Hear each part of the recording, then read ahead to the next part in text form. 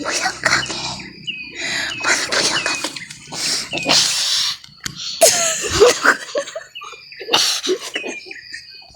Cucu turu cuta ta tereret ta ta tereret ta titit.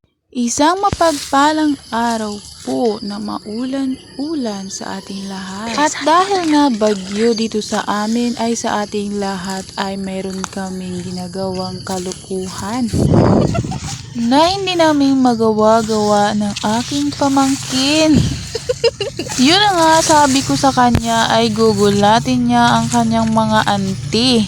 Kaso nga hindi niya makita kung saan kaya hinawakan ko ang kanyang ulo at tinuro. At yun na nga po sa wakas ay nakita niya na. Pero grabe niya, akala ko nga magdiretsyon na siya doon. Kaso nga hindi niya matiis matawa kaya grabing takbo niya sa akin ay pumunta siya sa akin.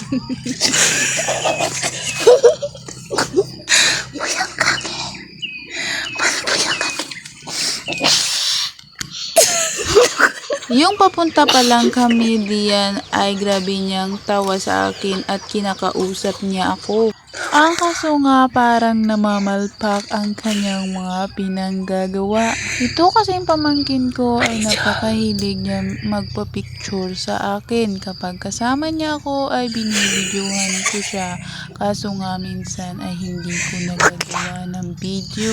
Uy, kala mo kung kagalingan. Talagang nagpa-practice nga talaga ako pero walang kaganda-ganda.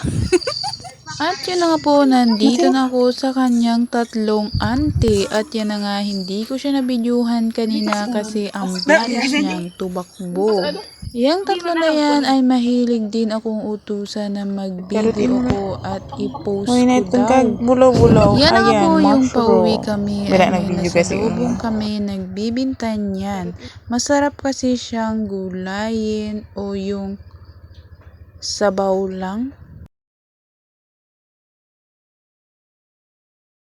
Ang tawag pala sa amin yan ay bulaw-bulaw.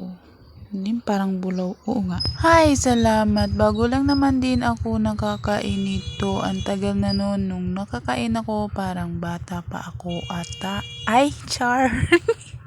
Nandun pa kami nakatira sa bukid, syempre meron namang nagabinta doon ng mga kapitbahay namin at nakakakain kami lagi ng ganito.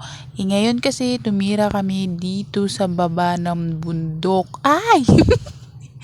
Ay, sa malapit ng bayan pala. Pinababa ka pala kami ni auntie dito dahil mag-alaga daw kami kay Lula. Noong ko na kasi hinahatid ni auntie doon sa bukid nung malakas-lakas pa si Lula.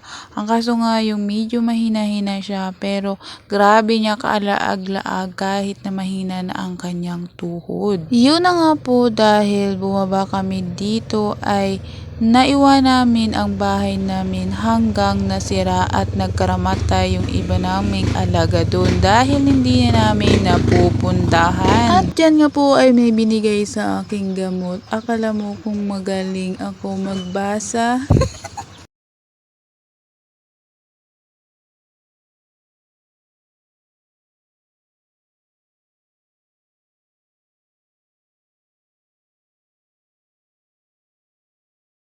At hanggang dito na lang ang aking video.